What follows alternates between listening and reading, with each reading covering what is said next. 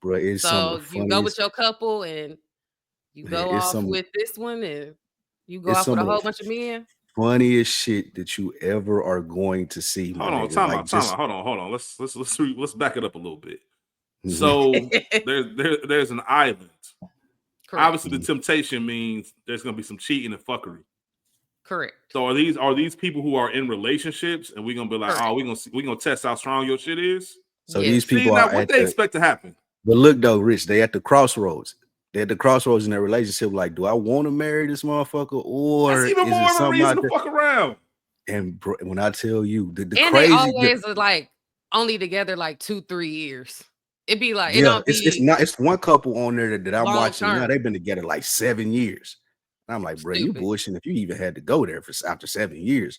Mhm. But with that being said, the funniest shit about it is everything on camera.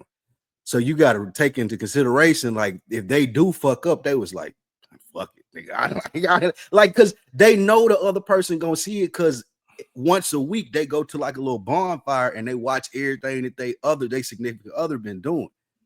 Man, It's like the decoy shit on Maury. Like man. when they get Listen, to see Yeah. the decoy tape, but hey, except when they know it ain't no decoy, this is real. I know my girl gonna see this. And I some of them watched. really be falling for the chicks that's in the house. Yeah, but the chicks be falling for the dudes too in the house. But man, hey, Rich, it was a nigga that seen his girl at one of the bonfires and broke down crying. Man, I know I shouldn't have been laughing at this man, bro, but he was devastated at what he seen. But the nigga went to the shower and cried when they got back to the house.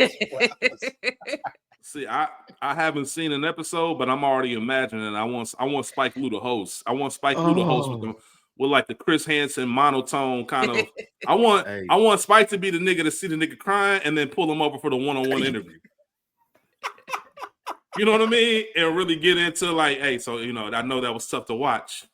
What's going on? What's going on in your head right now? What's going on through your mind? Bruh, them niggas be going through it on there. The chicks be going through it too. But I'm looking season 2. Portia, if you ain't watch season 2, please go back and watch season 2. Because it's a whole bunch of seasons, right? I know I watched one all the way through. It's 6 seasons. I just got through watching season 2. I tried to start season 1 and wouldn't. I cut that one off. But season 2, that shit is a classic. And then Do you watch Caught in the Act? I never watched. I don't watch no reality shows. That's why I don't even know why I like this. I don't even know how. I can't even remember. I think I heard them talking about it on Joe Budden. So I was like, let me try it. And then I watched the latest season that came out on Netflix, and it was a nigga. Portia know who I'm talking about. It was a nigga. I had to see how he played out, Rich. I stopped watching like it from day one. Hey, from day one, I had to see how this nigga played it out because he was on some shit. And he got his experience in, bro. Like, but he made me go. Then I went to go look at season 2 because it was a chick from Atlanta that do podcasts that was on there. And I wanted to see what her experience was like. But yeah, please, Rich, when you get some free time, just binge some shit, some mindless ass TV, bro. You want to shake your head. You gonna be crying at some of the shit you see over here, nigga. It's on Netflix. Yeah, I'm gonna get it started, man. The latest season is on Netflix, but all the other seasons on Peacock. Okay, bet. You know what's funny? I got a question for you, Spike Lee.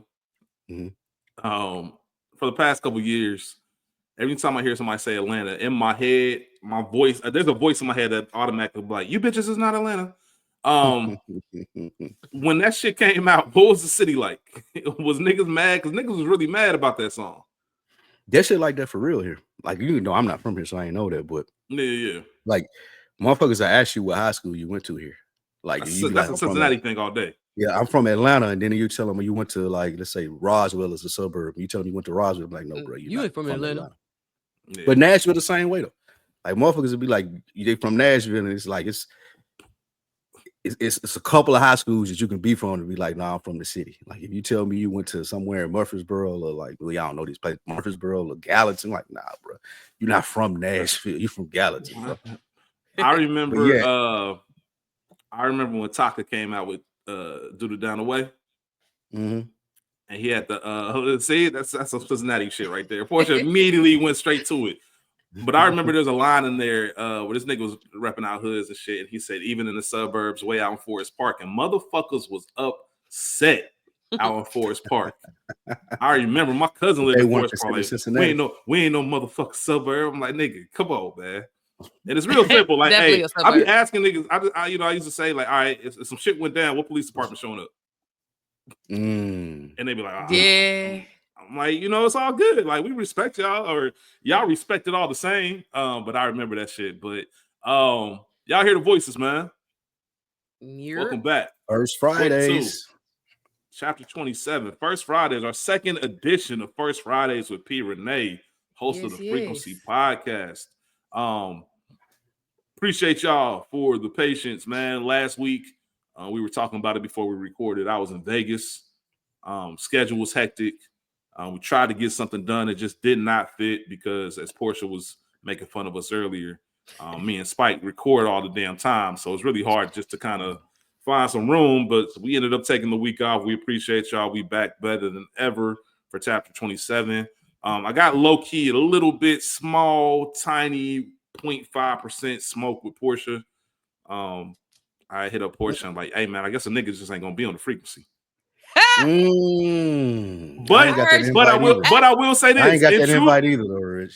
But in true Portia fashion, Portia will call you out on your own shit.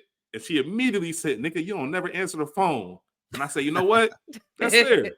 That's fair. He never answers the phone. I was surprised Spike answered. I was like, I'm gonna try this nigga probably on the mic recording one of his 1,000 podcasts. Now, the last time you did call me, I called you back within 10 minutes. And it wasn't about the frequency. It was about I forget what we were talking about. Nah, you was talking about I didn't even talk about what we were talking about. I had a whole debate waiting for you to call back to prove my point. So I know it wasn't 10 minutes. But we talked though. We talked though. It might have been 10 minutes, but we talked. I called back. That is true. I might be putting some extra sauce on the 10 minutes, but it is what it is, man. Portia, how you feeling? I'm feeling great, man. I get to see my mom and my granny tomorrow. So okay, then they coming to town. Well, I'm going down to Austin. My granny's turning 85, so we about to do a little surprise party for her. Shout out to Granny, man. That's a blessing. Tourist season. Yeah. Oh, yeah. Let's talk about that, man. If y'all don't know. Yeah, man. If y'all don't know, Portia's birthday is this month. She won't be on, or who knows, man. Maybe she will. But by the time the next First Friday happens, her birthday would have passed. Real nigga holiday. A lively 22 years old. You know it. 22 years old. So make sure y'all send some love to Portia for her birthday. May 14th.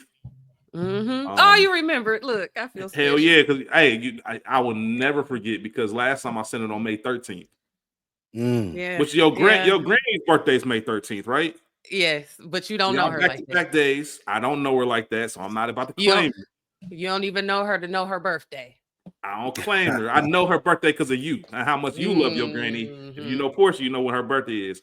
But for some reason, the Cincinnati thing was in my head, and I'm thinking 513, and I'm like, is Portia 513? And I'm listen, Spike. That would have been so live. It was one of them like super early. Like I'm one of the first niggas thinking I'm on top of shit. On the wrong day. I'm on it, and she hit me with the LOL. Like appreciate you. It's tomorrow, but thank you. I'm like, oh shit. And I've known Portia's off 18, and I knew her birthday is May 14th, but for some reason that year, that's funny. I appreciate all the love, early, late, whatever. Absolutely. And so make sure you show Portia some love. Spike Lou, man, how you feeling? I'm good, man. Good to be here. Glad to be amongst friends. Greetings and salutations to everybody out there listening. Been busy as usual, but yeah, let's get it in. No doubt, man. I got this Whoop band, right? I don't know if y'all familiar. I was looking for a smart device. So I got this Whoop band. It's not a watch, it's faceless. But I needed something. I've really been trying to have something to track my sleep. Right? I've really been trying to say, all right, man, what kind of sleep am I getting? All types of stuff. So I ended up getting this. This is like day 8. It takes like 7 days for it to kind of acclimate to your body. This shit's so spot on. Huh? How do it know when you sleep? Listen, man, I don't be questioning. Probably your heart rate. Gotcha. Probably. They got the little rings. They got the little rings you can wear too. Yeah, so I was about him today. I thought about it and I'm like, man, I don't know how I feel about the ring. It's probably the easiest thing to sleep on. But I was like, you know what, let me try this. I had a free trial. Like somebody I know has one and they got one of them. And the only downside is a subscription. But it was pretty much on some try it out for a month. And I'm like, you know what? You got an app that you can download and it tells you your recovery. So like 2 days ago, not 2 days ago, but yesterday, I was in the green. Green means good. Like, I was 82% recovered. That means I'm ready to attack the day. And the nigga got up early. The nigga felt good, refreshed. Last night wasn't the same, man. I ain't get to sleep till my Vegas body is still back and forth. Yeah. I ain't get to sleep till like 3 a.m. Woke up about 7. That shit said 18% in the red, and I felt that shit. So it is accurate as far as what you're doing. I don't know how much of it is placebo effect, where you got something telling you that So you don't have an Apple Watch? So I do, but I was like, I don't want to sleep in that watch. It's just too much. And I know this looks the same, but it's much lighter than an Apple Watch. So I was trying to look for something different and something specifically for the sleep, because that Apple Watch is more of a multi-purpose thing. This one's made to monitor your sleep, and it's one of those things that tells you I think it was an Oura ring. It wasn't really this, but it'll tell you. You know you're getting sick before you actually get sick. Like it reads all the stuff in your body, your skin temperature, your blood oxygen level, all types of things. So what's this called? It's legit. Whoop? So you made that shit up. Shit called Whoop. Called? It's called Whoop. Like there it is. WOOP. Yeah, WHOOP. Like Whoop. Like, yeah. Okay. I need sound like Lawrence app from I was like, Whoop. She said, nigga, I ain't got no whoops on my phone. Issa was cooking that nigga. Cooking. Did y'all see my favorite insecure scenes ever? Y'all see Issa in Black Mirror? Yes, let's discuss it. I've never seen an episode of Black Mirror in my life. Damn, why? Because somebody, you know why? You know why? Yeah. Somebody told me about some weird ass episode, and I was completely. Yeah. It might have been that. It might have been the video game episode or the Anthony Mac. I think it's called Vapors. The episode that you're talking about, and somebody told me about that one too. No discrimination, anything. I haven't watched it either, but it is an anthological series where you can skip over shit. You can just watch whatever you want to. You ain't gotta watch that. I've never until I started, so I'm like, I've never watched that one. No, it's for a nigga like you that appreciate TV, Rich. Like you would fuck with. I'm surprised you haven't watched it. Now, granted, I'm with you. I haven't watched like a whole season, but the episodes that I do watch, I'm like, oh, they cold. It's one episode that you need to see, Rich. It's called Black History Museum, I believe.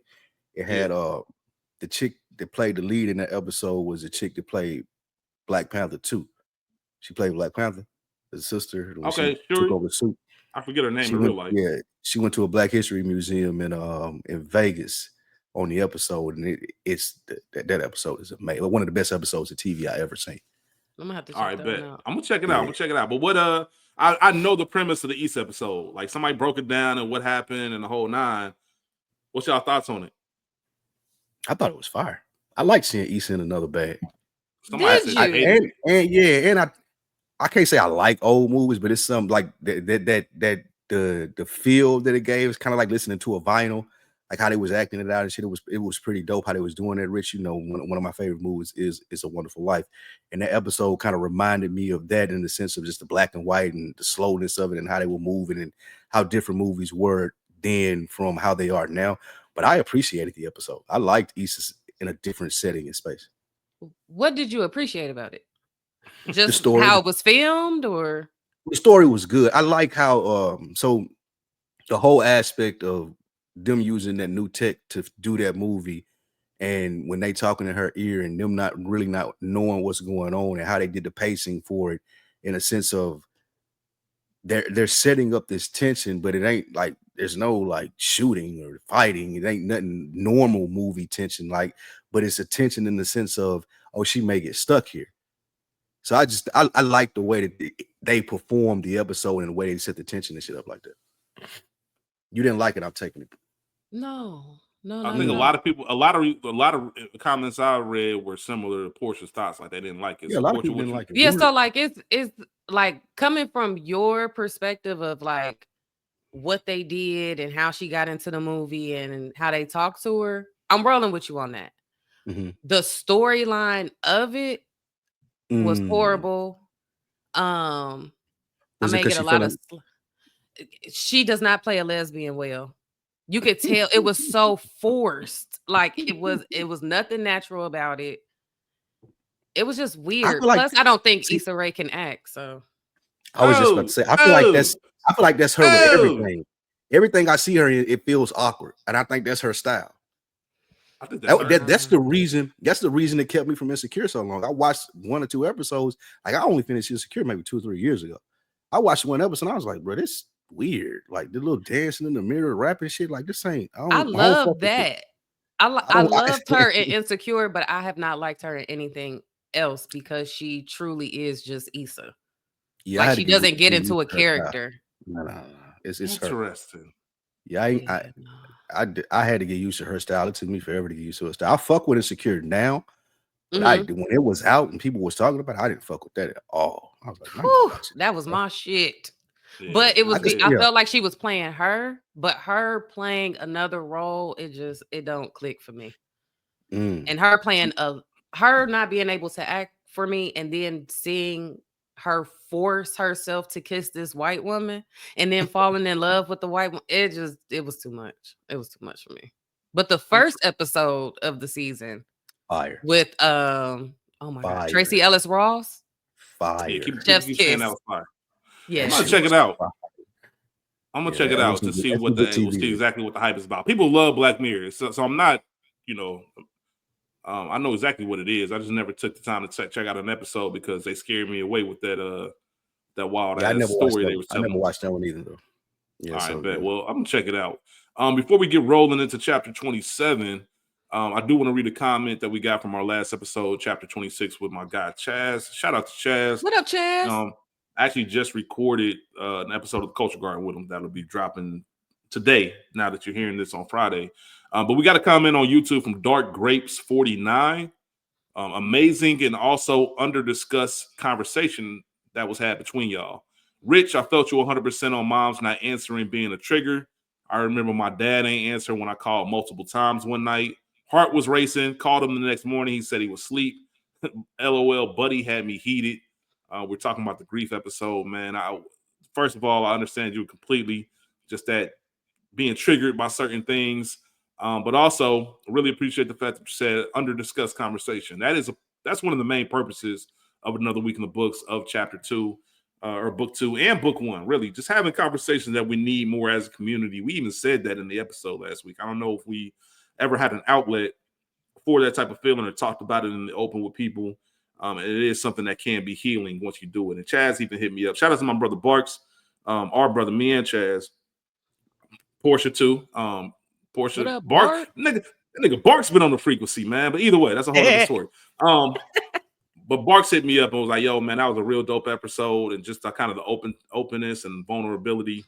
And that's what we do it for, man, to really have those talks and the whole nine. So I'm glad we were able to kind of spark that conversation. Chaz hit me up the next day. I was like, yo, man, I appreciate you, letting me on because I feel better now and stuff like that. So that's the whole purpose of it. I'm glad that people resonated with it. And obviously, if you ever have anything that you want to talk about or that you want to hear us talk about, man, please feel free to reach out, awitb2022 at gmail.com, or you can DM us at Another Week in the Books. We'd be more than happy to have those conversations. Also got a comment from Dejour Falk on our chapter 20. Was it chapter 26 or 20? Yeah, it's chapter 26 as well. He left a Spotify comment and said, knowing Portia and Nick know each other, y'all got to get them on an episode together. So the request has been made. Me and Nick have had many debates, boy. That is my guy. Shout out to Nick. That's funny. Man. That's small world out here, man. It is. Portia might say that's the reason she left Cincinnati, man. Too small sometimes. Too many people know each other. Too much. Big and small at the same time. But let's get things started off right. I'm gonna start with you, Portia, man. What you do this week that you're proud of? Oh, you threw me off. Oh, I stuck up for myself today. Well, this week professionally. I'm about to say, when has that ever been a? I was gonna say that happens all the time. Professionally, I finally took a step because it's been rough, and I've been trying to push through. But I found the words, actually confronted the situation, so that's good. But other than that, we've been real adult, like work, gym. May 1st, I'm trying to. My word for this month is curious. I'm gonna remain curious and keep asking questions instead of in my mind just saying you niggas are weird. So I'll be asking a lot of questions this month. We call that the Another Week in the Books effect. Famous Another Week in the Books quote.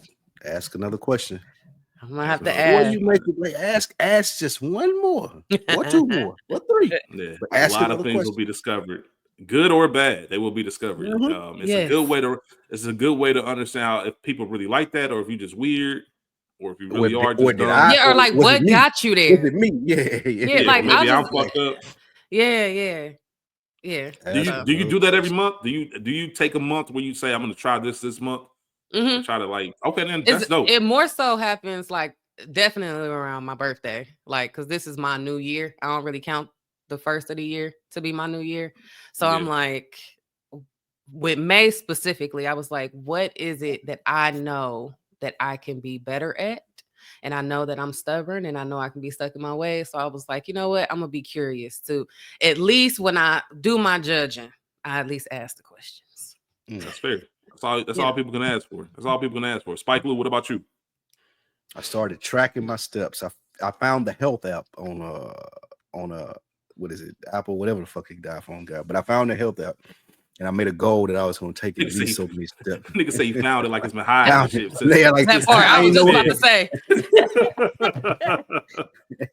So I was like, damn, this is a tool that I can utilize, especially if I want to make sure that I'm staying on track. So I found the health app, and I made sure that I'm putting myself to a goal of at least like 7,000 to 10,000 steps a day. So I mean, like taking walks periodically through the workday or whatever it may be, but just getting them steps in. So I just started doing it, and I'm proud of it. That's what's up, man. Shout out to both of y'all. Me, what about you? I was gonna say me. I started laying the groundwork. Today's May 1st. I'm not in May, but I about a week and a half ago started laying the groundwork of what do I want to do with all of these podcasts. Right?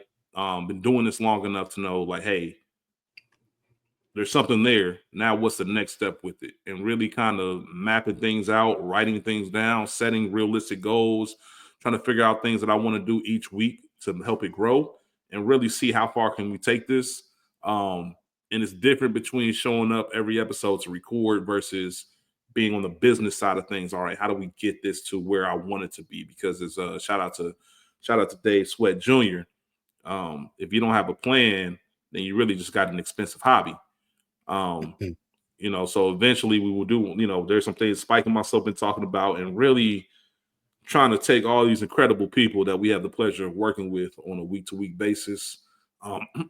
Outside of, Dead End and stuff, they already got their stuff established, but, Spike and myself, we're just fortunate enough to have people like you and Rachel and Mo and School and just Ash, everybody that can kind of do their own thing, hold their own, and what does that look like? So we're working on some things, setting some deadlines, and we going from there. So just kind of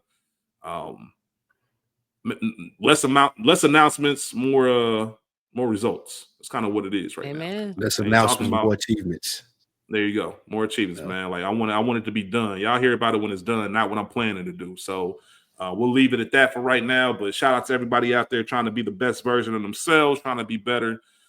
We appreciate y'all, Bookworms. But as we were discussing, today's episode, as most with Portia, it's more of a freestyle. Has some interesting topics to discuss, and I'm sure they're going to evolve into some robust conversations. There's one in particular that I really can't wait to talk to you about. It's minor, but Portia had posted something on her story recently. And then there's something that happened in Illinois that I can't wait to get both of y'all takes on, because you talk about catching an assault case. If there was ever a time to catch an assault case, it might have been from that video. But before we do, I mentioned I was in Vegas. I was in Vegas for the NFL draft. I know it wasn't held there, but I went out there to kick it, go to sports books, watch the draft. Spike Lou and myself were texting on Thursday, on Friday, on Saturday, kind of appalled that Colorado quarterback Shedeur Sanders' name hadn't been called up until the 5th round of the NFL draft. Looked like some funny business, looked like some collusion, which is kind of odd given the Kaepernick situation that took place. Speaking of Kaepernick, that's another funny thing because Portia reached out to me about that as well. We might be able to discuss that. Maybe it depends on if you want to go there. But Portia, you reached out and said, you just now figured out something about the Shedeur thing. I didn't ask you what that was. Right. I want to hear what's going on. And then for the context, he was drafted. Shedeur Sanders was drafted in the 5th round by the Cleveland Browns, which is a huge accomplishment. The reason that it became controversial is because he was projected as a top 5 NFL pick, like one of the first 5 names. At least the first round. At the very least, a first round pick. Mm-hmm. And that happens. We've seen people slide in the draft before, but I've never seen somebody who was supposed to go first round go in the 5th without a major allegation. So you have people like La'el Collins, who played for LSU. He's still first round for him, yeah. No, he didn't go first round. He went undrafted.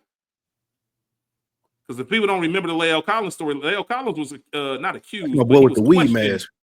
No, that was Larry Tunsil. No, that was Larry Tunsil. Tunsil definitely did. Tunsil definitely went first round. He was supposed to be he was the number 1 overall player and slid to like 13 because literally, and I've never seen this before, literally an hour before the draft. As the draft was starting.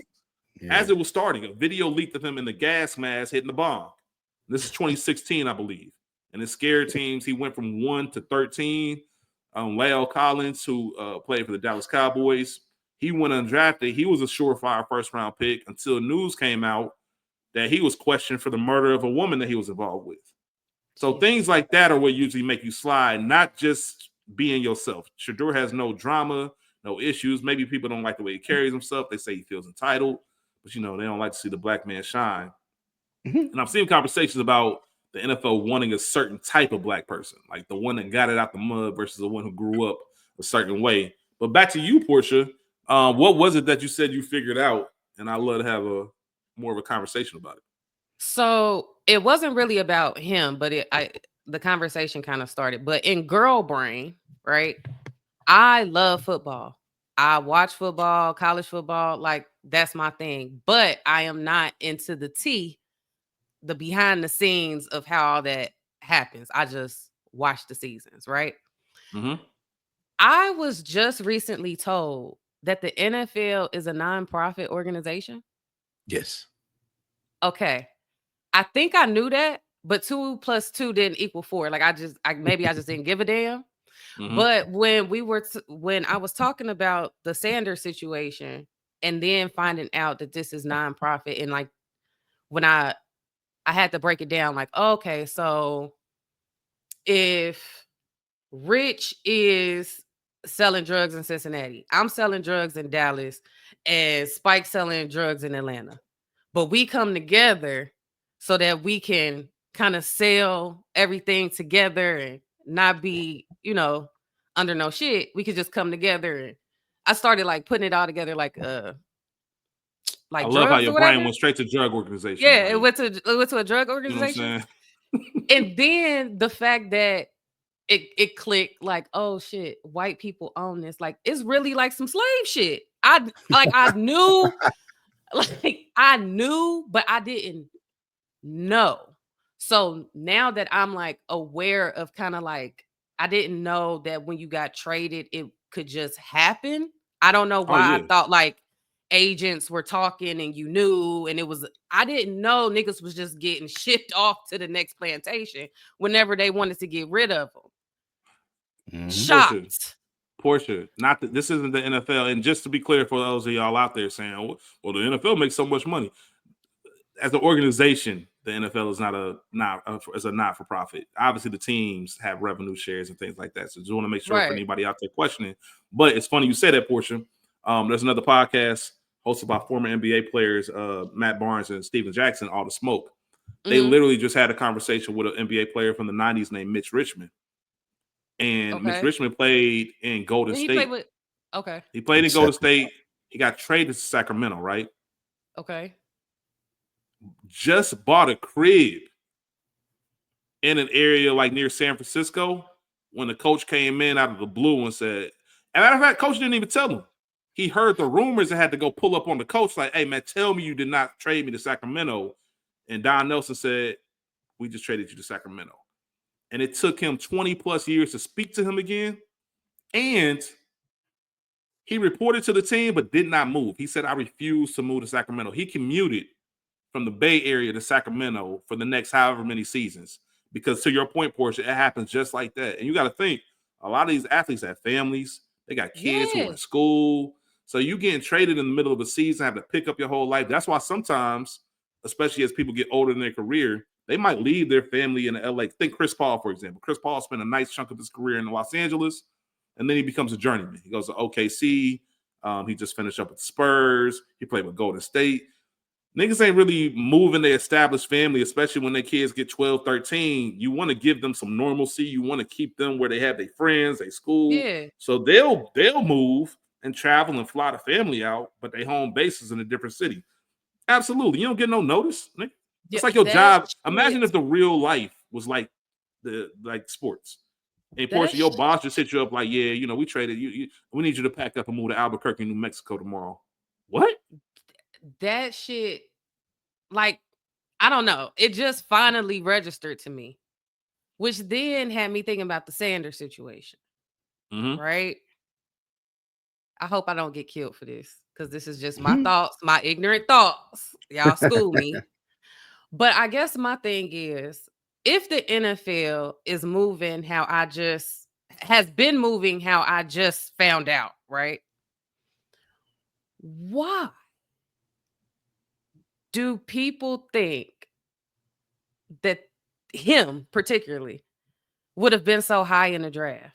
What makes y'all think that the NFL is going to allow a LeBron and Bronny Jr. situation, and they truly treat us like slaves?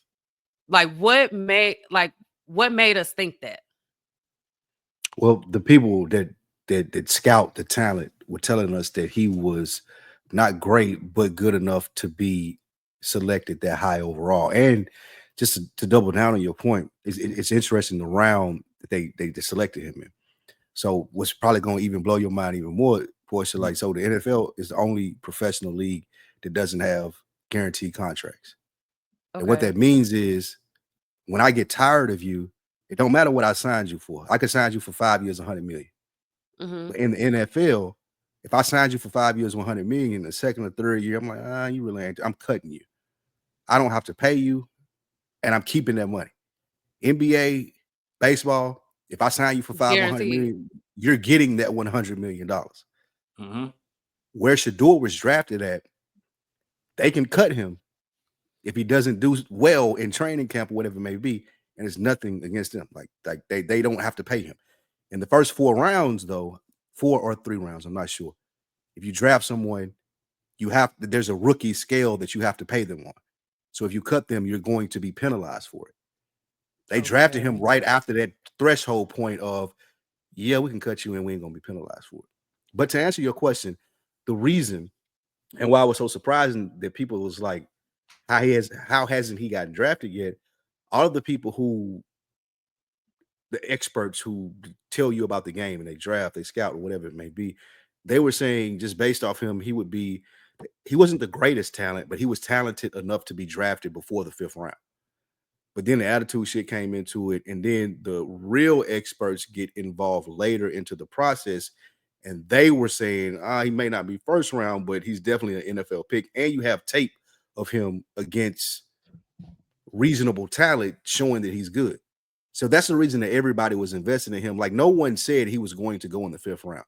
Everyone that knows anything about the NFL draft, that was commenting on it, that was doing first takes and all these talk shows, they were saying he's going to get drafted. Maybe if it's not the first, like there was some whispers. If it wasn't the first round, he's definitely going to get drafted by the 3rd round. Like he ain't sliding that far because we seen his success at Colorado, at Jackson State. There was never a question, could he play quarterback? But then they start throwing all the other shit in the sauce, and that's when it got where we are now. So y'all think that it was so far because of who he is or because he's black? It's two things can be true. It's not that he's black. And I saw Van Lathan kind of said this perfectly. It would be a little bit. You can't look at a draft where a black quarterback went number 1 overall and say it's a black thing. But once again, it's a certain type of black thing. The NFL, to your point, is, and this is historically, it's all about control. It's about what we can do. Like, don't ever get too big for your britches. And one of the things, if you follow the league or don't, that's really big throughout the league is the shield. They'll always talk about the shield. The shield is bigger than anything else, and that's the NFL logo. The brand of the NFL is bigger than anything else. And anytime somebody comes in, especially when you haven't done anything and you don't need that shield, a lot of niggas need to get it out. They get it out the mud. You know what I mean? They're trying to move their mama out. They're trying to move their family out. They're trying to change generation of their family's lives. Shedeur grew up gated community, Pro Bowl, Hall of Fame, one of the most famous athletes ever as a father. Like, he didn't have that same kind of story, and he showed it. You can tell in his personality. My man's is on social media driving the Lamborghini trucks, got the diamonds, got the jewelers coming to the game, wearing the watches after the game, doing the watch celebration. He got the he was just cocky. Or confident, depending on how you look at it. You know what I'm saying? Like, they don't want you to be that unless you're extremely, extremely great. And I think a lot of people looked at it like, you're not good enough to be acting like this, so we're going to humble you real quick. So there's a lot of talks about, man, there were some teams, or the NFL might have collectively say, you know what? If anybody drafts him, it can't be until the 5th round. Once again, we talked about the Kaepernick thing, the whole collusion. He obviously settled out of court. There was the whole scenario of, and it just wasn't Shedeur this happened to, but the Falcons. I want to ask y'all about this. Matter of fact, let's pivot into this real quick, and I don't want to shut off the conversation. So if there's anything we need to get back to, let's get back to on it. But there was an instance where the defensive coordinator of the Atlanta Falcons, his son is a college student at Ole Miss. Oh, they did the prank call, right? Did the prank call. Goofy motherfucker had an Ole Miss sweatshirt and recorded himself. So it was very easy to figure out what happened. But obviously, that's sensitive information, right? Any of us, if we have sensitive information open, whether we're at home or not, it's our job to make sure that doesn't get out, right? The NFL, and I just want to know y'all opinion on this. The NFL fined the Atlanta Falcons $250,000, and they fined the defensive coordinator $100K. Now, none of us here have children. All right, none of us have children, but thankfully. Talk about it. I don't know if that was. I don't know if that was Portia or Spike that said that. My homie texted me his food bill for his kids this week. He was like, "Bro, don't ever do it." I said, "Nigga, you ain't got to convince me." I gotta know y'all opinion though. If you did have a child, or even a friend, or anybody that was responsible for you losing $100K, what's your reaction? Like, what do you do to a child that costs you $100,000? $100,000. Like, bro, you cost me. I have to pay $100,000, knowing that you have zero way of paying this. You said what? And I got smoke at work. And I got smoke at work because you cost him $250,000. And he's what, 21? 21. He could have been fired for real. He'd have been what? On gloves. Yeah, day. if I'm his dad, we fighting every single day. You gotta come out back with me real quick, bro. Like, we finna, and I don't know how old dude is as far as the Falcons defensive coordinator, so he might not be able to win that fight, being he got a 21-year-old son. But if you ain't fighting me, I'm getting somebody that can whoop your ass, and you got to show like you worth this problem. Like, 100,000. My kid's getting cut off until I feel like I've made up my 100,000. I hope he on a scholarship. I wouldn't cut him off, but he would need to understand. Like, if I were a father and in this situation happened, Like my biggest thing that I would want my 21-year-old son to understand that goes to Ole Miss, it probably has lived a life of privilege. Like, bro, you have to understand there's consequences for your actions. And I'm you your don't dad. think a 21-year-old know that already? He should. If I did my job, he should. But that 21-year-old obviously didn't. So if I'm a dad, I'm gonna take that into consideration. I'm gonna be like, you know what?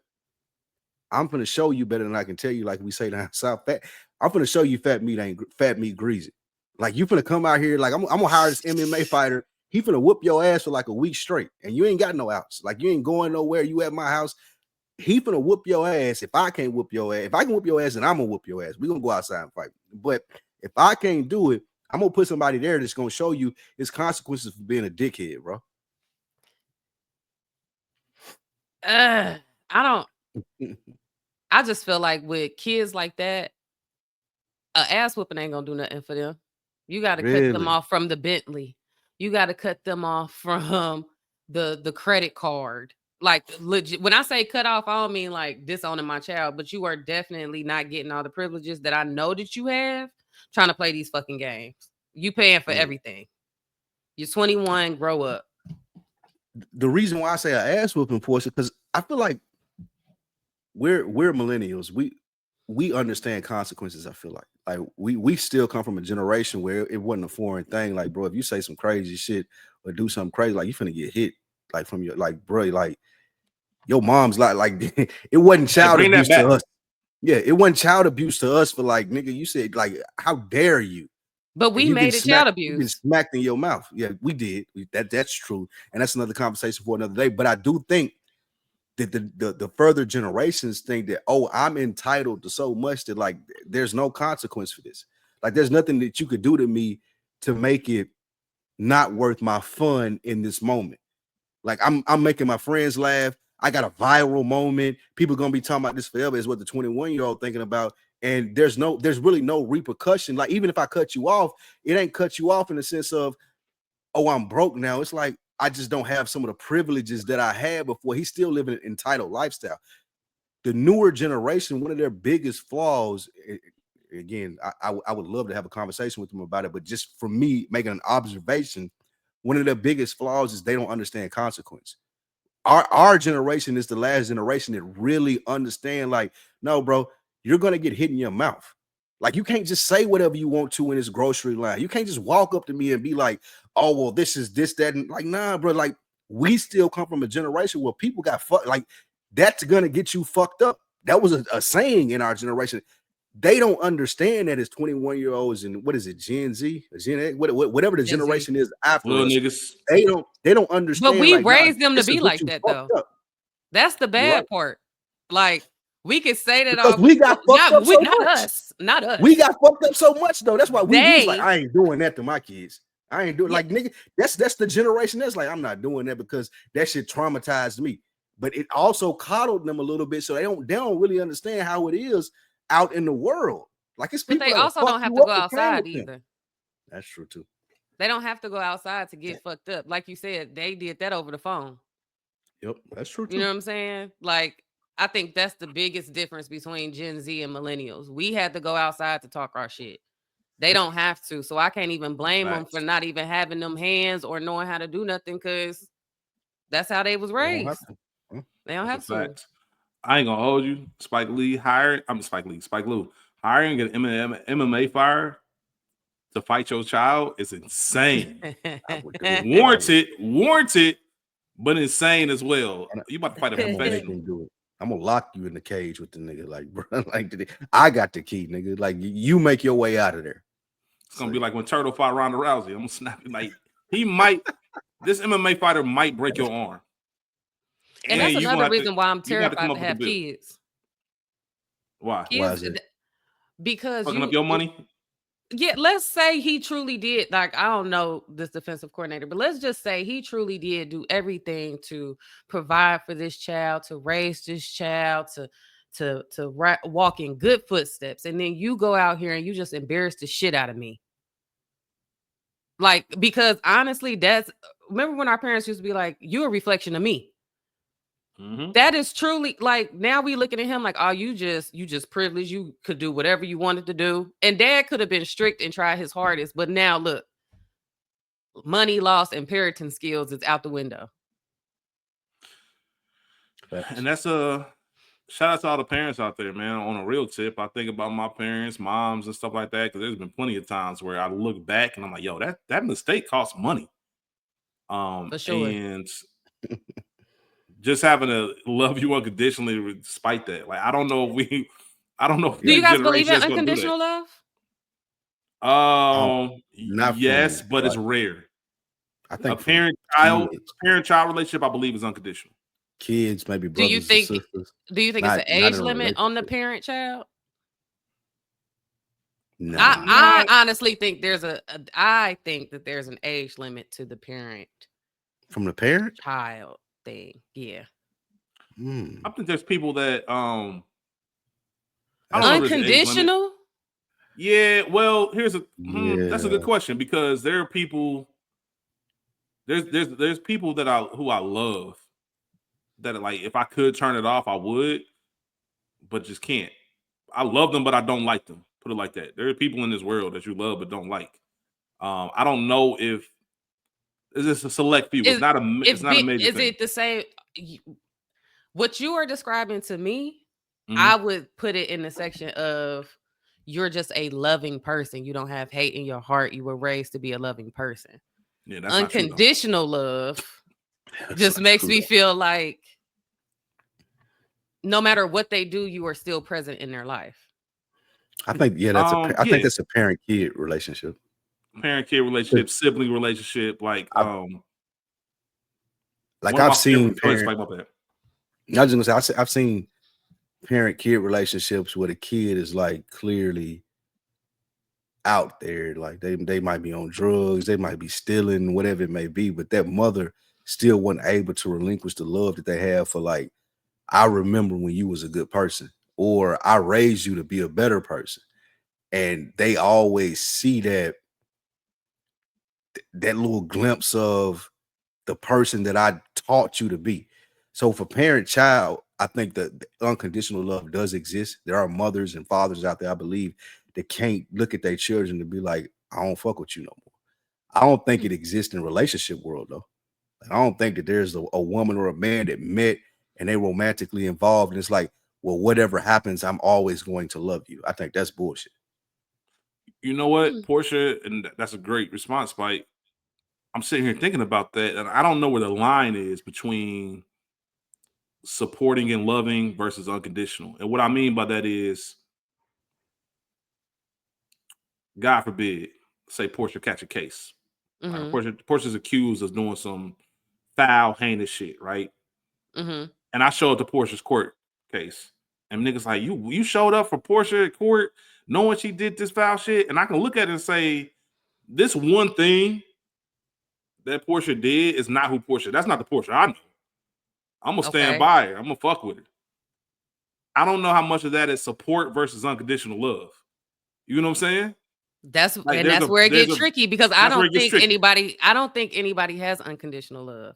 I think everybody has different boundaries or different things that they can take on.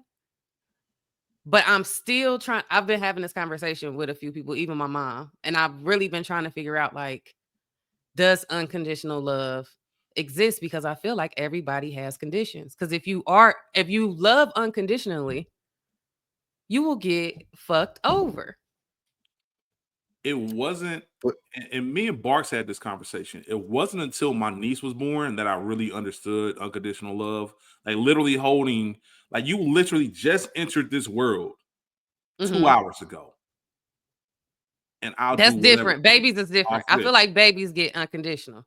I'm talking about, say baby gonna grow into an adult, and I'm still gonna have her back and do whatever for her. And it also made me realize, you know what it really made me realize? That I don't even know if I know how to properly love, because that feeling, I've never had that type of feeling on a romantic level.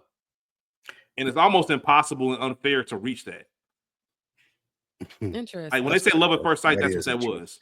I want to talk about that. That's interesting. But I do want to ask you, Portia, when you say you're going to get fucked over if you unconditionally love, what do you mean when you say that? Like, I'm trying to not go super insane with the example, but like, okay, even with parents, right? I'm gonna just go to a parent thing. Because I talked to my mom about this. I asked my mom if she loved me unconditionally. She said yes. That's what she's supposed to say, right?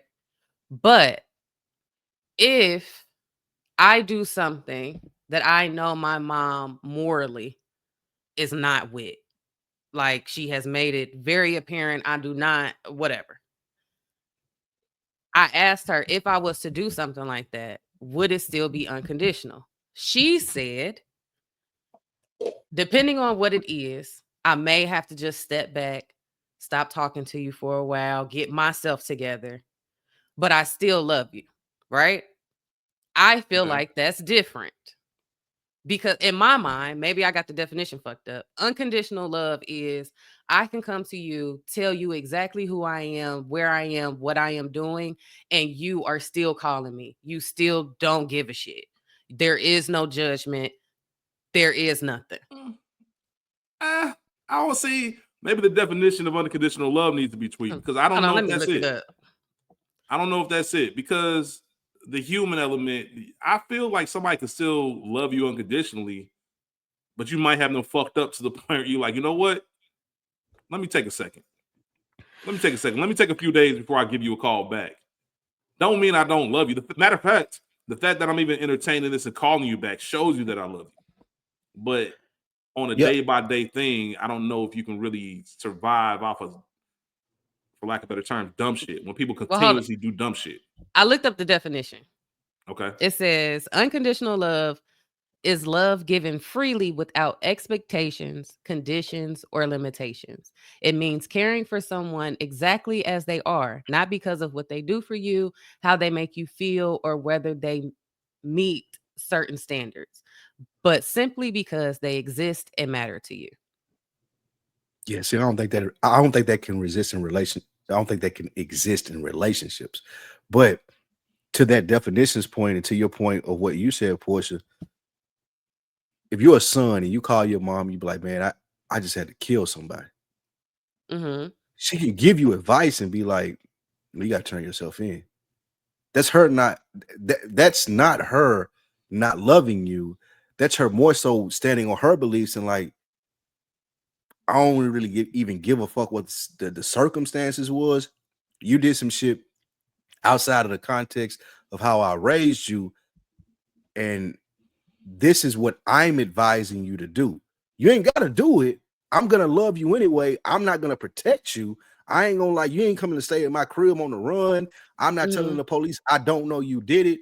I'm going to give you advice and I'm still going to look at you as that person that I raised, even though you made this big, huge mistake. I'm still going to fuck with you. Like, I'm still going to take your phone calls. I'm still going to write you letters. I may even visit you. I think that's unconditional love versus I got to protect you. I don't think the unconditional love part is the part where it's like, I just killed the nigga. Oh, well, come here, baby. I'm going to lie to the police and I'm going to try to help you escape. Like, that's not unconditional love. That's you kind of, you being, I don't want to say stupid, but I don't have another word for it right now. But you're being kind of like oblivious at this point.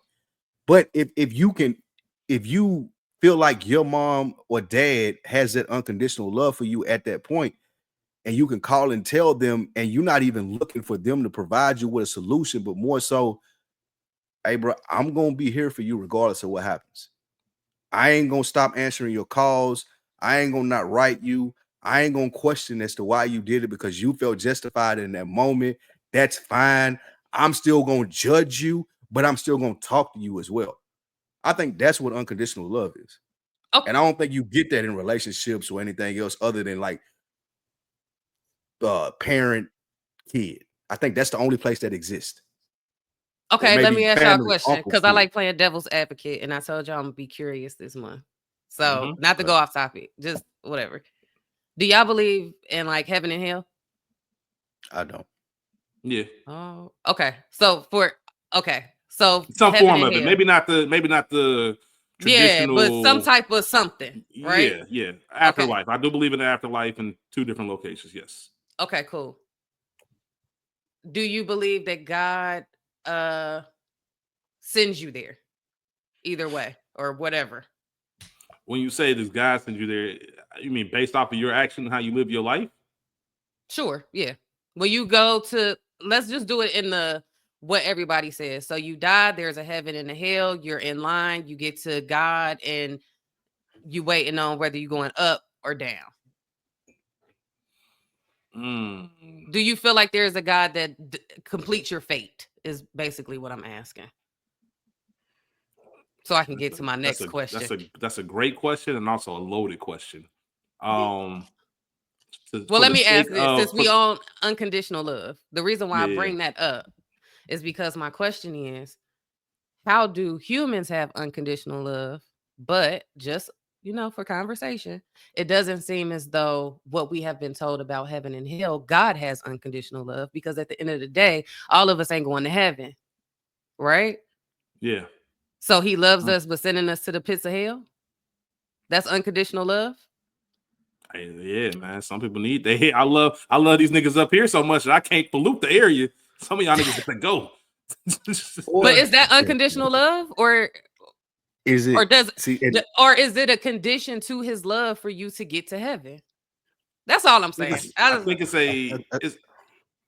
go ahead, Spike.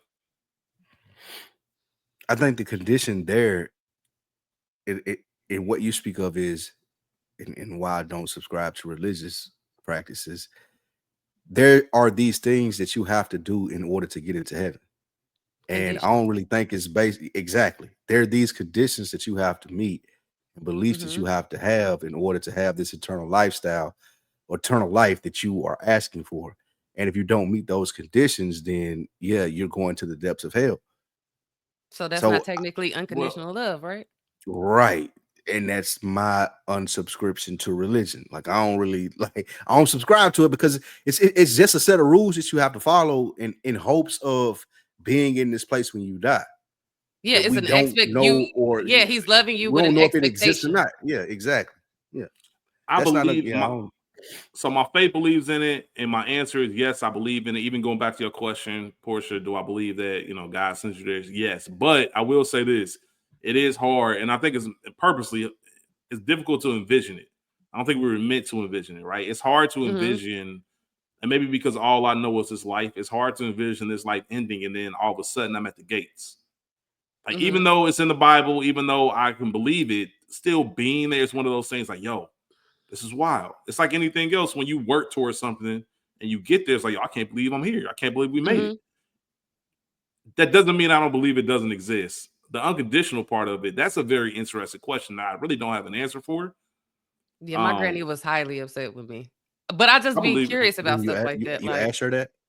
Yeah, I just wanted to know, like, if people believe in unconditional love. And a lot of people say yes, but then once you get into the conversation of, okay, what's the difference between just being loving and wanting the best for people and unconditional love? And how can we give something that God doesn't necessarily give? Let me ask you this. Do you still love people you fell out with? I don't wish bad on them. I know. Is that love? I don't know. No, there we go. And that's where it gets tricky. Because just because I don't wish bad on you, I think, but a lot of people that I don't like, I truly they're dead to me. So I don't know if that's love or if that's grace. I think what unconditional love means, though, is I'm here for you. Like there's but what if I don't want to be here? I don't think that that's unconditional love. And again, I ain't willing to down that hill, but just from Spike Lee's perspective, like what unconditional love means is like, bro, you did some fucked up shit, but I still fuck with you enough to take your phone call, to have a conversation with you, and to let you know, like, I don't fuck with that.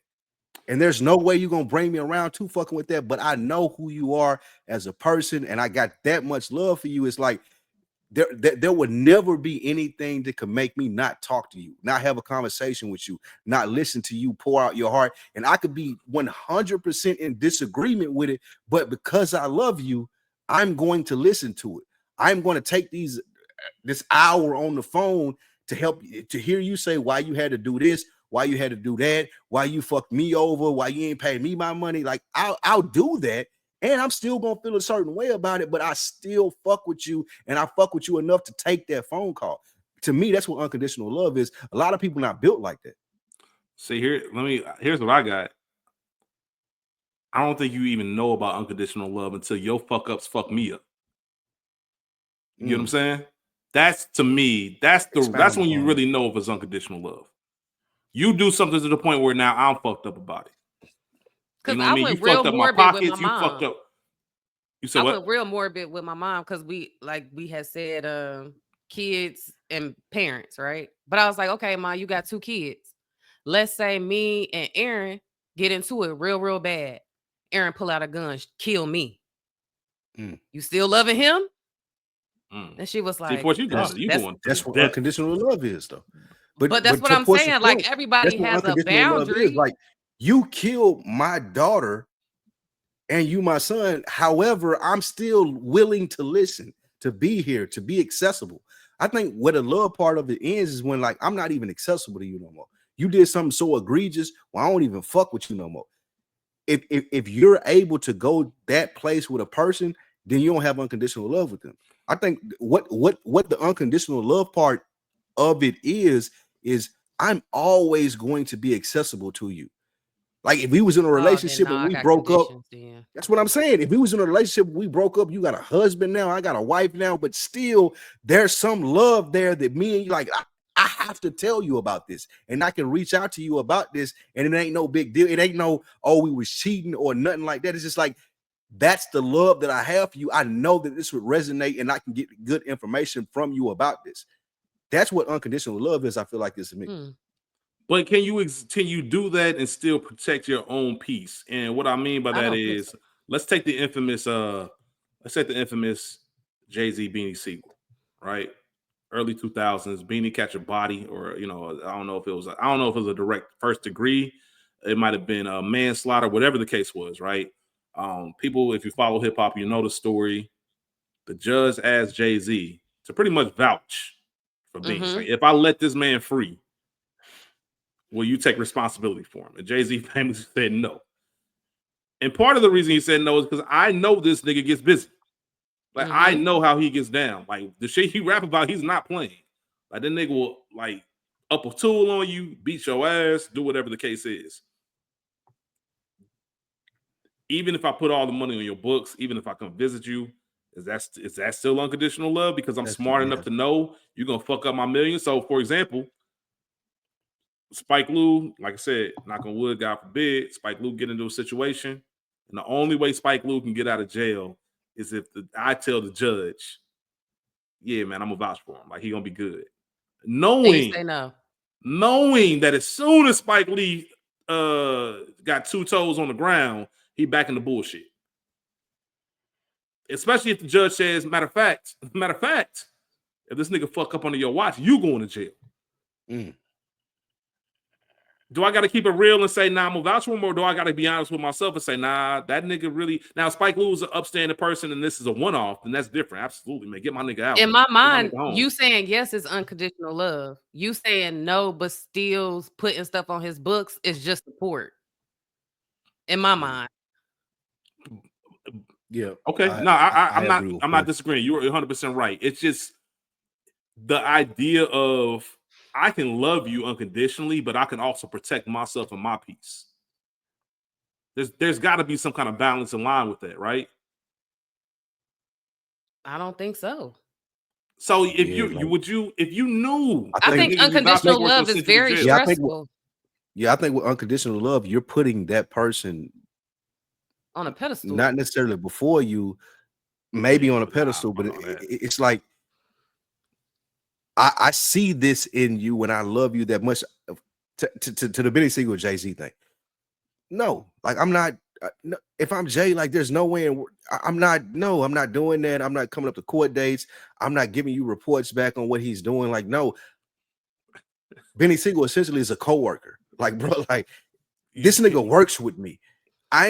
you're not going to put me, one of the biggest rappers ever, on like trial or whatever it may be, because this nigga don't do something right. I fuck with him, but I don't fuck with him like that. That's not unconditional love. However, again, if we're talking about something family oriented, well, what somebody in Jay's family is like, bro, I just need you to listen to this story and give me feedback and me be able to have access to you to get good advice.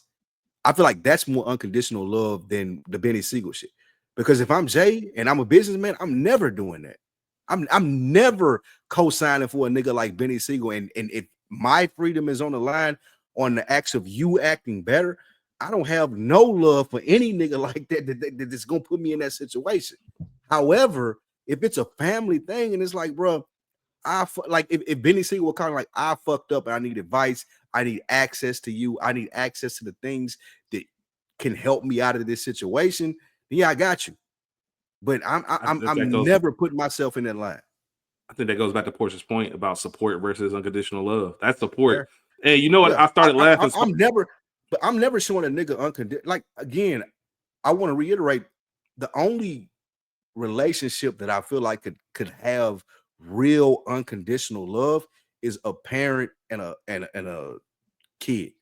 I don't think that anywhere else. Even then, you got parents that's like, so what about the parents who are like, no, you have to go to college. If you don't go to college, then it's not this, like there's truly expectations, or I give you this if you do this. Like we all know people who are parents that are like that. Or right. If my child goes on this path, they can get this, and this. If my child goes on this path, I'm not doing this, and this. That's not unconditional love to me. That's fair. I can agree with that. I don't think that every parent-child relationship is based off unconditional love, because you do have ain't shit parents and ain't shit kids. But I do think the only place that type of love can exist is amongst parent and child. I don't think it can resist in relationship. I don't think it can resist in friend groups. Like, because you have to, as to you were saying earlier, like you got to protect yourself. Like I'm not gonna be all out for you, bro, and you out here crashing out. That don't make sense to me. But if I'm a parent and you out here crashing out, I ain't gonna be all out for you, but I'm still always going to be here for you because you my seed. That's the only place I feel like that type of love exists. Like if you wilding out and you my friend, bro, and I, like, bro, what are you doing? We this age group and you still getting these type of charges and you calling me for bail money. Like, nah, I can't do that. I don't think that type of love exists for people who have some, like, you're smart, like you got shit going on. Like I ain't trying to be the nigga that you called to get bailed out because you got a DUI and we 42, 43 years old. Like, bro, I can't do it. I'm sorry. I ain't doing that for you. And I feel like the one thing, even if it's one condition, right? And that's the thing I think a lot of people are looking at, or I'm looking at in this conversation, right? I'm looking at unconditional love, and I'm looking like, well, it's only one condition, but that's a big condition, which is like, don't fuck me up in the process of you fucking yourself up. And if that's the one condition, then I guess, yes, it is conditional. It's not unconditional love. And it's funny, Spike, because I was laughing when we talked about the beans and bailing niggas out, because the first thing I thought of, shout out to best episode ever, I thought about that episode of Entourage when E put the money up for Dom to get out of jail. To the point where, listen, nigga, you go to the bathroom, I'm going to the bathroom. Like, you are not leaving my sight. If you're responsible for my $500K or whatever I put up for you to be bonded out, you are not leaving my sight until you go back to court. You're moving in. Like, we can be handcuffed to each other, but I promise you, because this ain't based off unconditional love. This is based off I fuck with you, and I think the lines get blurred. It's my man's fuck with you, and he asked me to do this. I think the lines get blurred, and which was why it was a good question from Portia. Like, I fuck with you and unconditional love is two totally different things, but niggas they like to mesh them up like it ain't two totally different things. Like, I fuck with you could be like, that was some bullshit, but you my nigga, so I'm gonna hold it down. Or you my girl, I'm gonna hold it down. That's some bullshit. You my people, I'm gonna hold it down. Unconditional love is like, bro, I'm here for you. I don't give a fuck what you did. When you call me collect, I'm gonna be available. When you need something, I'm gonna try to give it to you. I don't give a fuck whether what you did was right or wrong. It don't really matter to me because I fuck with you. And I can judge you off the wrong shit that you did. Like you can be R. Kelly and piss on little girls, but I'm your brother. Like I'm still gonna answer your call, bro. And I think that's the difference. Yeah. Real quick, just quick hitter. Can you build towards unconditional love? And what I mean by that is, can you be in a well, hold on. Can you meet someone, be in a relationship with them, be committed 10 years in? Maybe on day one you don't have unconditional love, but 10 years y'all done been through the ringer, y'all done been through the trials and tribulations, and you still standing and you look at that person like, man, I just really love this person. Anything this person needs, I got them. Can you build your way up to unconditional love, or is it you either got it or you don't? Mm-hmm. No, if you build a family, if you build a family with someone and go through that journey, I can see it like, you know what, maybe not in month 6 of us dating, but now that we 10 years in, we got X amount of kids, we done got a crib, we done maybe started an LLC, we done got all this stuff. And I've seen, and I'm not saying it because of the possessions, I'm saying because to get those things, there is a certain amount of sacrifice and love that you have to share with someone to do it together and be like, yo, look at all the stuff that we did together, man. I really love you. Like I really would do anything and I'll put it all on the line for you. The kids is one thing, but you could, for a spouse, can you build to that over time? Do y'all believe that? My parents have been together almost 47 years. And my mom said absolutely not. Like if my dad did some crazy, she said her example was if your dad came into the house today and said, Renee, I wiped out the accounts, I'm leaving you, I'm out. She said there's no longer no love. That's fair. So that's fair. I think, but again, having love for somebody or loving what y'all once had, I think is different than unconditional love in my eyes. Maybe y'all are right. Maybe it's just, I'm going to say babies and parents. And fools. Yeah. Well, that was a great conversation, y'all. I didn't even mean to put y'all on that. My bad. I took us all off course. Listen, before we started, then we say, when Portia's on, you never know where the conversation is going. This was not on the topic, but a great conversation nonetheless. Bookworms, please reach out to us and let us know. Before we end it, though, I am interested real quickly in what you said. So, and I think I read a stat today, and it was about Manhattan and talking about marriages and divorces. Like 75% of marriages in Manhattan since 2020 end in divorce. So 3 in every 4 marriages end in divorce. And to what you said, Portia, in the sense of if my husband came or wife came home and was like, hey, I just emptied out all the accounts, I'm fucked up. I don't think people understand like the love that you would have to have for a person to be like, okay, that's cool. What were you going through? Let's work through it. Like people don't put that into their mind when they talk about getting married. And that's one of the main things you have to have. Like you say, your people have been together for 40 years and he could come and say that. And she could be like, nah, I don't fuck with you, my nigga. Like, I don't know what you had going on, but we had all of this and you put all that shit on the line. I don't fuck with you. And I think that goes to the point of what we were talking about with unconditional love. Like even in those situations, when you have unconditional love for somebody, you try to understand what the fuck that it was that made you do that. And I'm open to still being accessible to you and available to you to work through it at whatever was going on, even though you fucked up my life. I had this much in savings. I had this much, like it's very few amount of people that's willing to do that. Like to even have a conversation. If people do say there could be a group of people that's like, yeah, money's just money. Maybe that ain't your condition. Maybe your condition is, I caught him snorting dope in the bathroom and we got kids and anything could have happened. Like it could be anything. Like everybody's condition, I feel is different, but I would be shocked. That's why there not be no conditions. next week, and I'm not stepping out. I'm not stepping out of bounds for saying this, but next week for all the bookworms who've been rocking with us for a while, 6 days from now, 6 days from the day we're recording this, 5 days from the release of this episode, will be school's 1 year sobriety anniversary. Congrats! Right? Yeah, shout out to school, man. We're gonna have school back on to kind of check in with them. If y'all remember book 2, chapter 2, powerful episode, still one of the best pieces of podcasting I've been a part of. Favorites. Absolutely. Oh, and I got a cliffhanger too for that. We got a call out. Like somebody called me out about how we've been conducting this show that we're gonna talk about next week when we make sure you remind me. But we definitely I got a phone call and got, I won't say chastised, but I got questions a little bit about you and I and just the second book. So make sure you remember to ask me about that. So interesting. Yeah, that's interesting. Is it more of a don't say that now? Let's talk about it.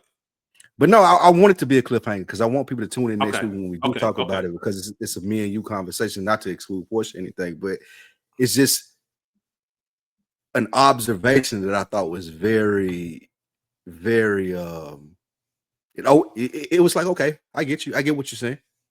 And I didn't want to dispute it. And it was a long time listener, somebody who's been on the show before, and it was just an observation that they made that like you could be doing better. So I want to talk to you about that and hash that out in real time on air. So make sure next week that we remember to talk about that. That's interesting, because now I'll definitely remember, because now it's going to be, I'm always down for critique and kind of see where healthy conversation, healthy debate, especially from people who support, because and this is somebody who fucks that loves the show. But just that's fair. That's fair. I'm always people say they want to get the feedback, but when the feedback comes, they get defensive. I don't want, I definitely want to have that conversation to see, would the person want to come on the show? Possibly, yeah. See if they want to come on the show. I'll see. See if they want to come on the show and see. The reason I even brought up School is because School has been very honest and open about his story, and I think about his wife and kind of all the things that she stood by him. And I want to ask him, like, do you think that's unconditional love? Like, what is it that's keeping? It's got to be, right. So yeah, we can. This is a very interesting convo, and we'll have him on, and we'll discuss things further. And Spike, see if that individual would like to come on the show, and maybe. I'm gonna check when we get I don't want to be as deep as say air out some grievances, but to kind of give some constructive criticism. Yeah, I'm about to say that's why I said I don't want to be as deep to say that, but kind of give some feedback as someone who supported, because I always it's just his respect for us is two men that do this podcast and his expectations versus what he getting. It ain't grievances at all. It's like I still love what you do. I'm still a fan of it, but there is this aspect that's missing since it's changed from book 1 to book 2, and I want y'all to address it. That's fair. And you know what? And we won't get too deep into it. I'll just give my 2 cents right now. We'll talk about it next week.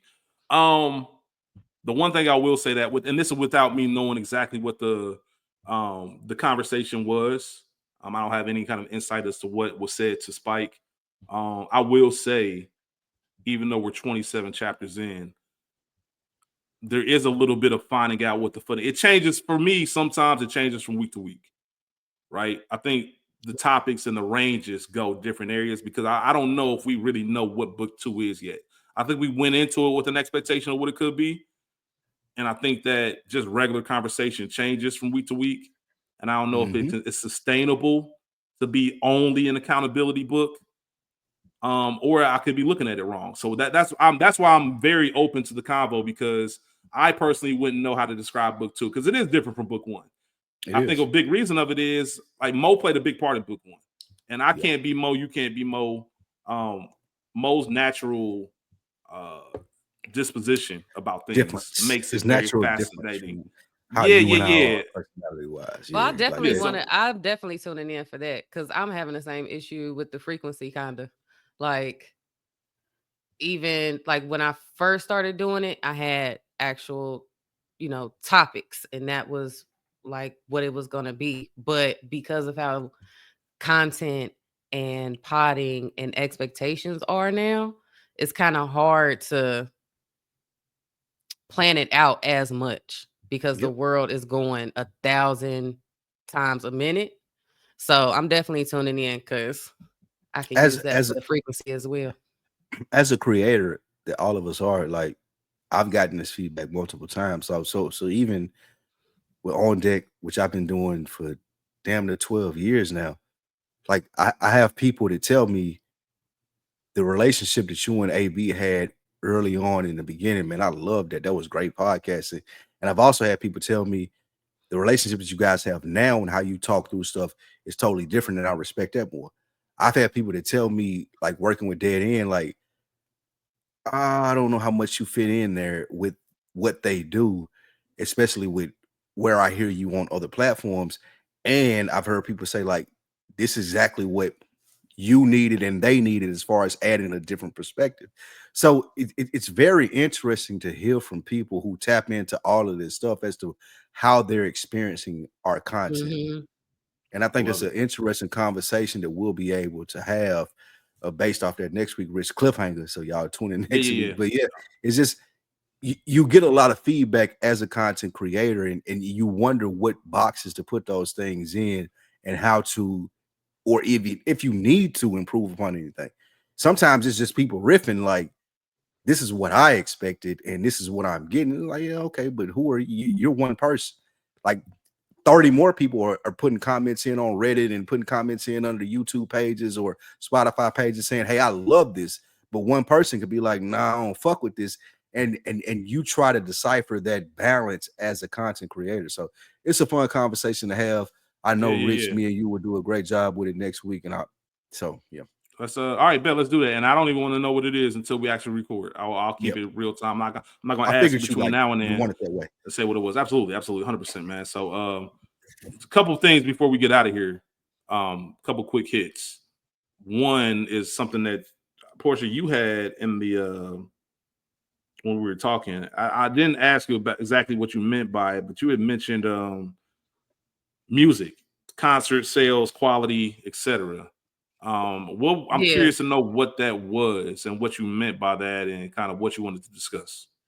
So with the music, right? It's been a lot of discourse about Megan Thee Stallion's numbers, and this isn't going to be about Megan Thee Stallion, but it did bring up a conversation in my group. Like, first off, what are we expecting? And then is it just me, or like music just isn't hitting the way it used to? Albums, rollouts, promotions, concerts. Like, for example, the Millennium Tour. Nobody seems to be putting in any effort. It looks like a high school talent show. And we are really paying big money to go to these concerts now. Like, or like Coco Jones, her new album just came out. Don't know if you heard it, but it's truly not even up to par with her EP. Like, and this is her first album. So I heard it. Shout out to Tennessee, man. She from Gallatin, not Nashville, but Gallatin. But it's just music just is not hitting. Nobody. Is fandom going away? Like, or we'll see all these people I went to the Megan Thee Stallion concert. Her and Glorilla, it was sold out. It was a time. However, numbers don't reflect that. Like, are we just hype beasts? Like, what is missing? Something's missing. Before Spike, because Spike is probably an expert in this, just having a hip hop podcast for the past 12 years and having discussions like this and talking about numbers. My 2 cents is that we're just in a different generation and a different era of how we consume music. Even when you look at albums, they're shorter. Like, think about, we used to have 3 verses growing up and all that kind of stuff. People don't consume it the same way. Their attention span, in my opinion, just isn't the same. And it became a money grab versus a passion. Like, there's a difference between niggas who love to rap, and Spike literally was just talking about this maybe a couple episodes ago on Deck when they were talking about Nas and Mass Appeal and the rollouts. Like, Nas is someone who loves hip hop. Like, he's a historian. He loves it. Like, I want to be involved. I want my hands in it. If I have any way to bring these legend acts and make sure they have a platform to be heard and listen, I'm going to do that, even if 10 people listen, because I love the music and the art form that much, right? There's always the famous expression of, something's good when it doesn't get numbers, right? We all know the famous, like, truthfully, I want to rhyme like Common Sense, but I did 5 mil. I ain't been rhyming like Common Sense. There's always that stigma of good art is underground and it's quirky and it's not for everyone, and that's how you know it's good. Now it's like people like, shit, this is a hustle.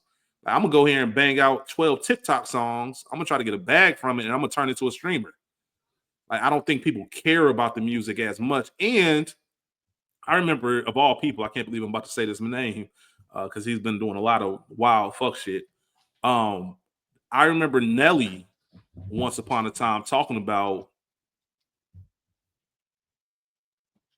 it took forever to break through the scene back when he was coming up, because there were gatekeepers, and it wasn't so you didn't just have Wi-Fi and a YouTube page and SoundCloud and stream your own stuff, right? Somebody had to find you, that rummage through the demo tapes.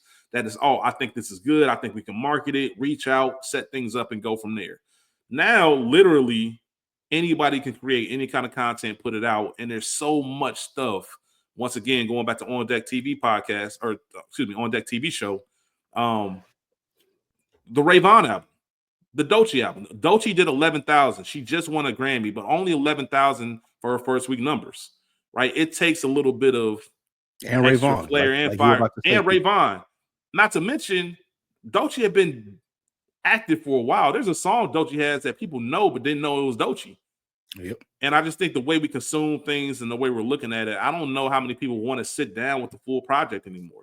Like, if I sat down right now, and I'm saying this is a 38-year-old man, if I saw an album come out and I see 25 songs, man, you know how much it's going to take for me to sit down and listen to that?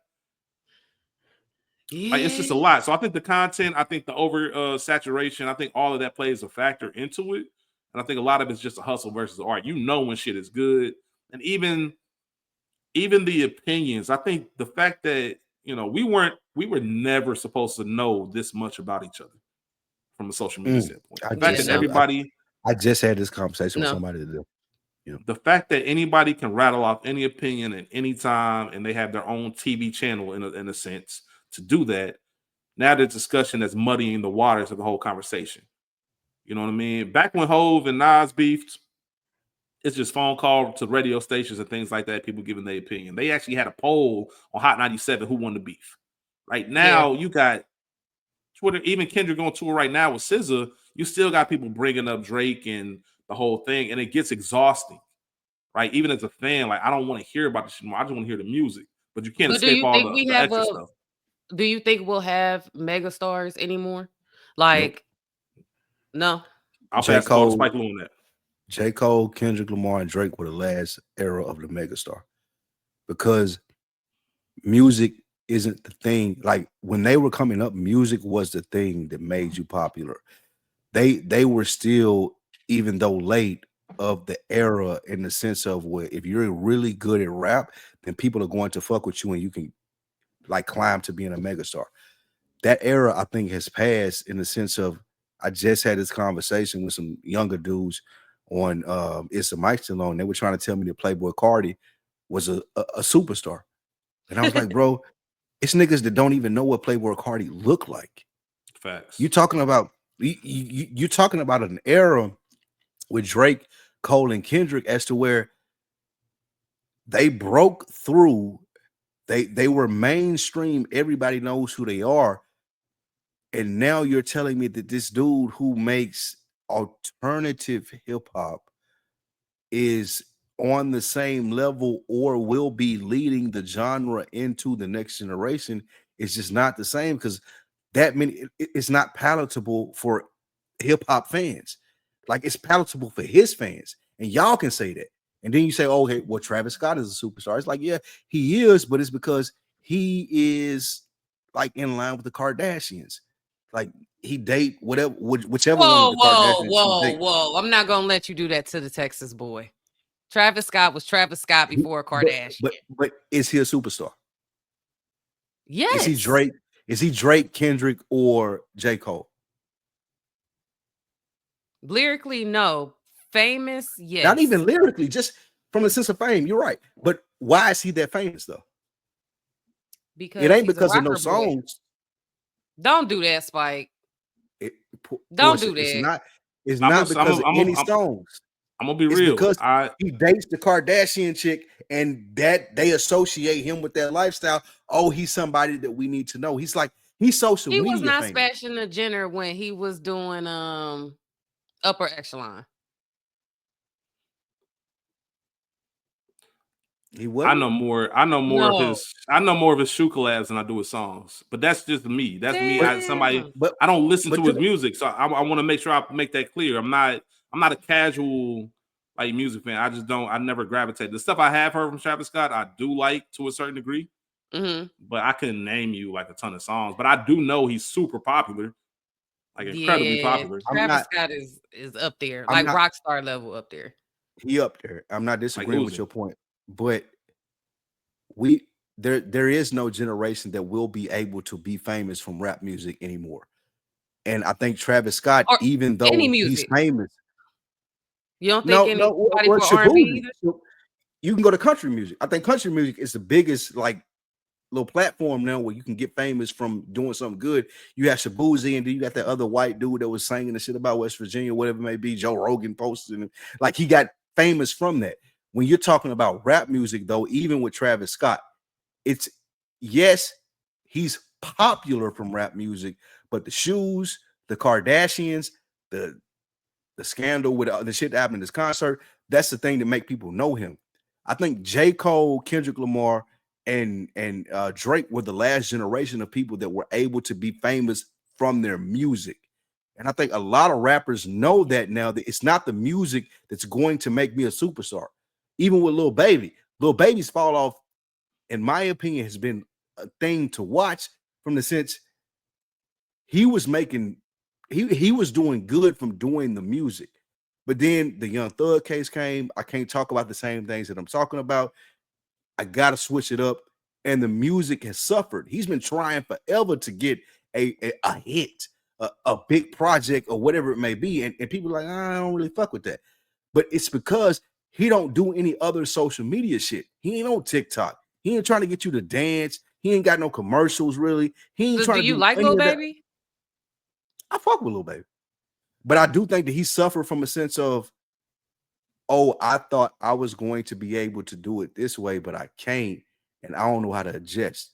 Like I think Lil Baby is in fear of what I've been doing from a music standpoint and the type of street nigga that I am. And there are people out there who are doing things that I may be associated with, and I'll rap about it in hindsight, and they'll try to take me to court. I ain't doing that no more. And his music is rap is done then.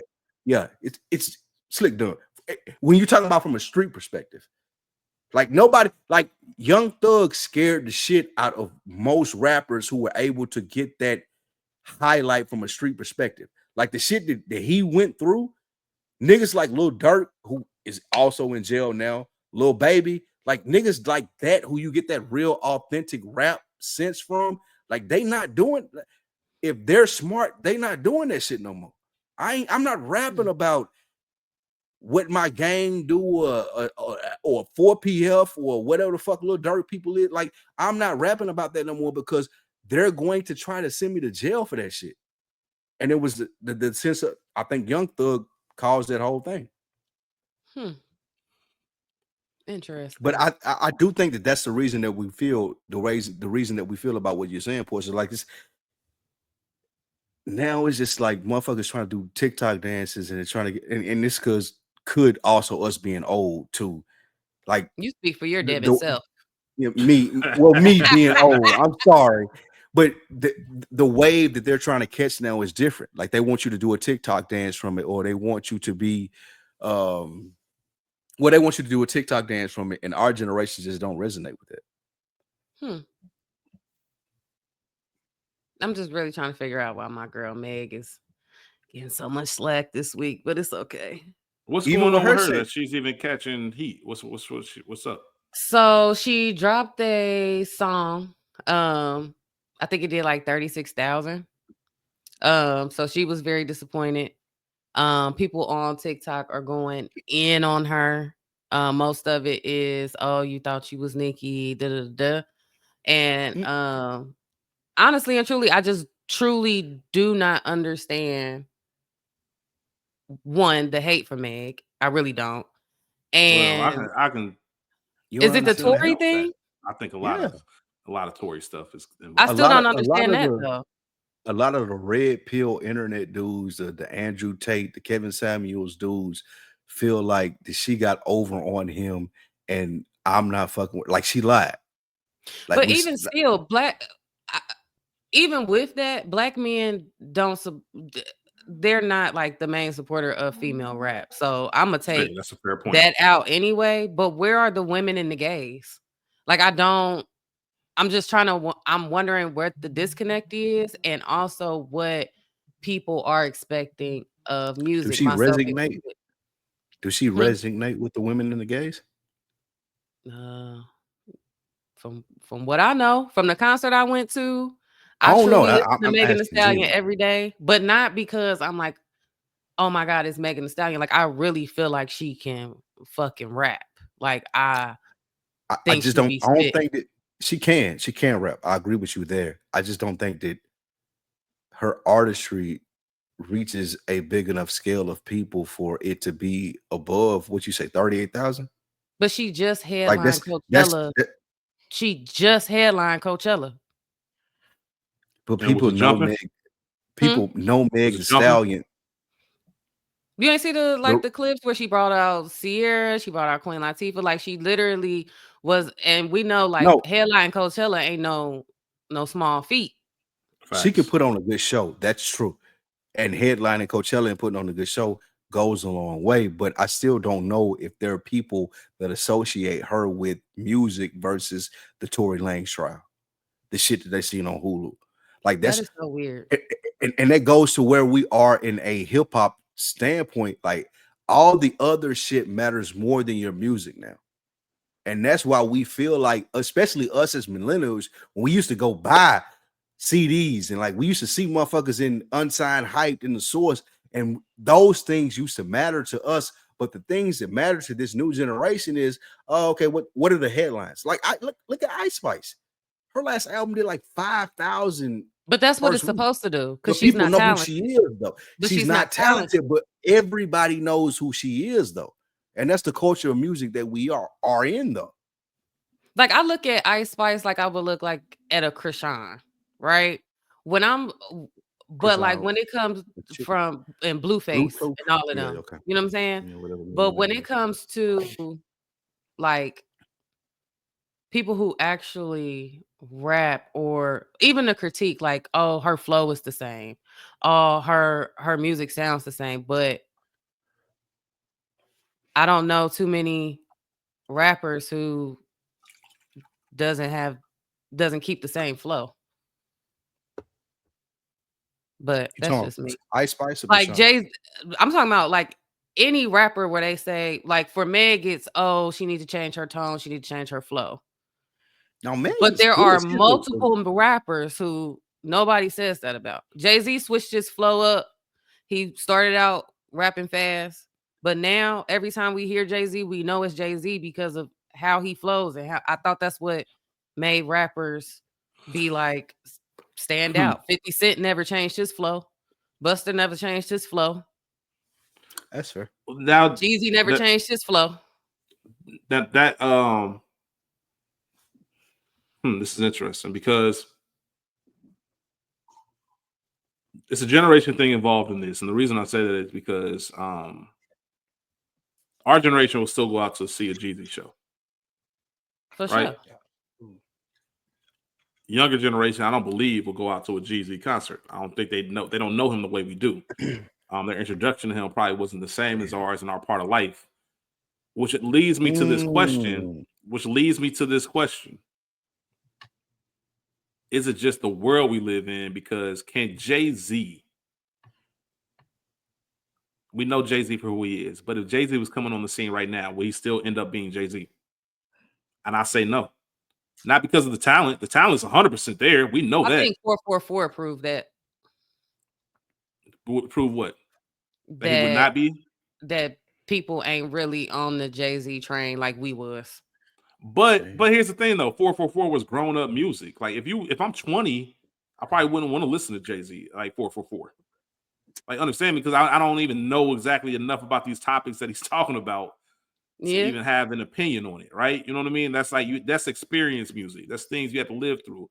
Look at King's Disease 1 through 3, the Magic series that Nas did with Hit Boy. Like those are certain things where we're talking about men in their 40s, like pushing 50s, who's lived life, done a lot of things, had success, had failures, all in the public eye.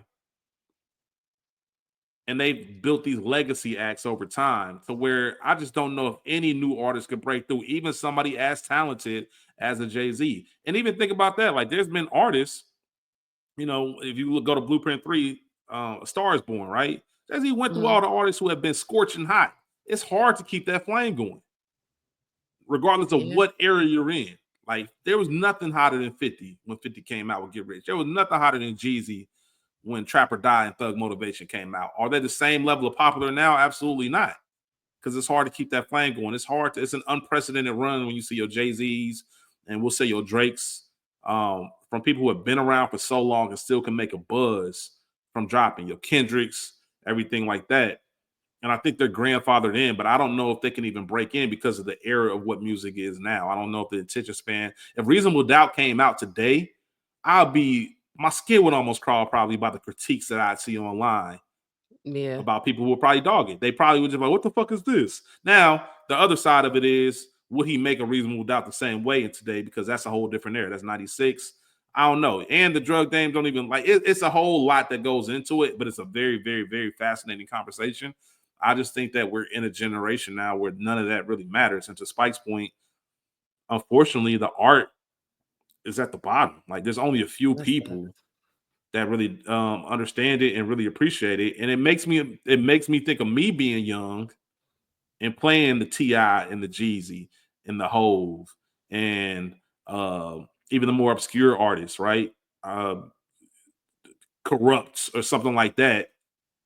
And my pops or my mom's been like, yo, what the hell is this? I understand now. At this age now, I understand why all they listened to was the Motown and the hits from their era. They weren't trying to listen to no new Usher. Not because it wasn't good, but because I don't understand this new generation, what y'all talking about. I come from this. This is my comfort zone. This is my sweet spot. I'm going to stay here, right? I can acknowledge some hits and some things they know, but it's like, nah, I'm going to still stay in my state space. I look at music now. To listen to a new album, I do it out of the love of music. But if I'm just cleaning around the crib or I'm taking a long drive, I'm putting on the classics.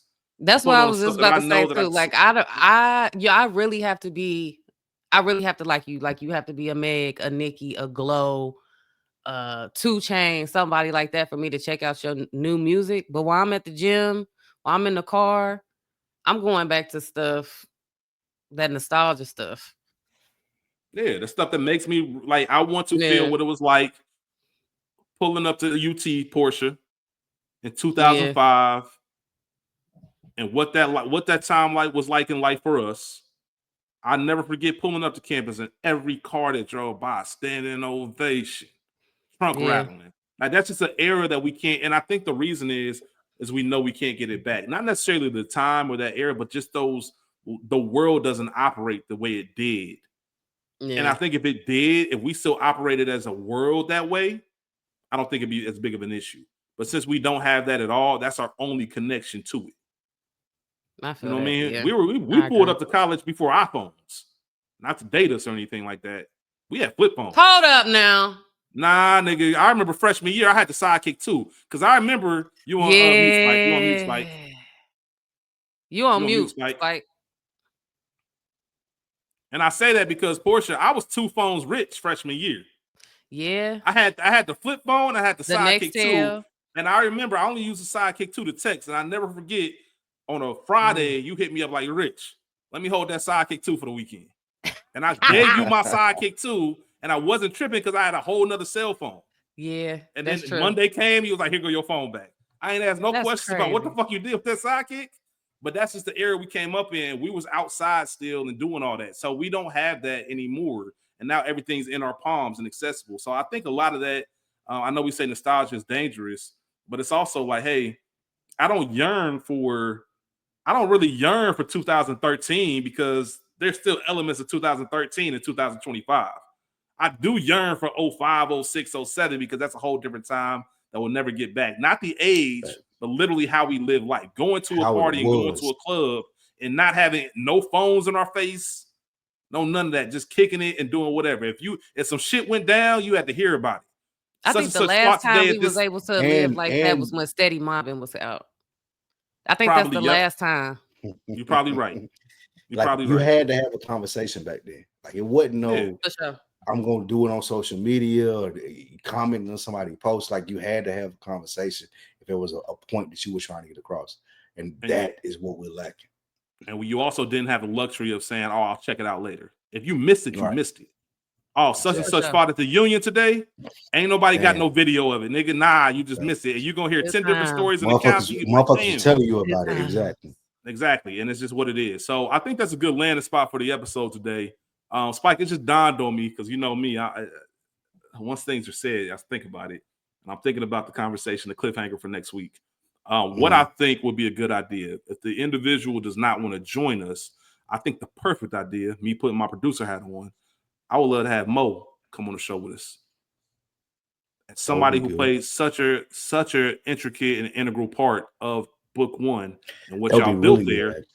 I want to hear, I would love for you to lay out kind of what you've heard and the feedback you got. Mo is somebody who saw this and still listens to us.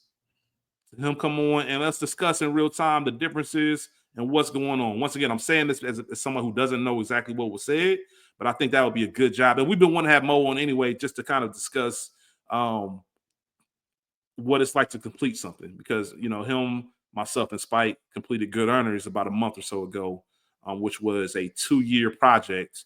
And I don't know if we properly really discussed what that was like, what it feels like to do something that big, all of the success that it had and still has, not to mention the things that we were able to do with that podcast that we probably never thought was going to happen when they started it. So I think a lot of that, you know, learning how to celebrate your accomplishments on top of the state of things and the state of art and how it changes, and should it change? Should it stay the same? Are we reaching the people that we're supposed to reach to? Are we false advertising? All of that goes into one. So I think that'd be a dope conversation. If the person doesn't want to come on themselves, they might be listening to this right now and say, you know what, that would be dope. I'd rather have Mo on there. And plus Mo brings that extra element out of you and I. Because that is one of the things that was one of the critiques. Like well, Mo brings out a different thing amongst you and me. Like to give a preview to it.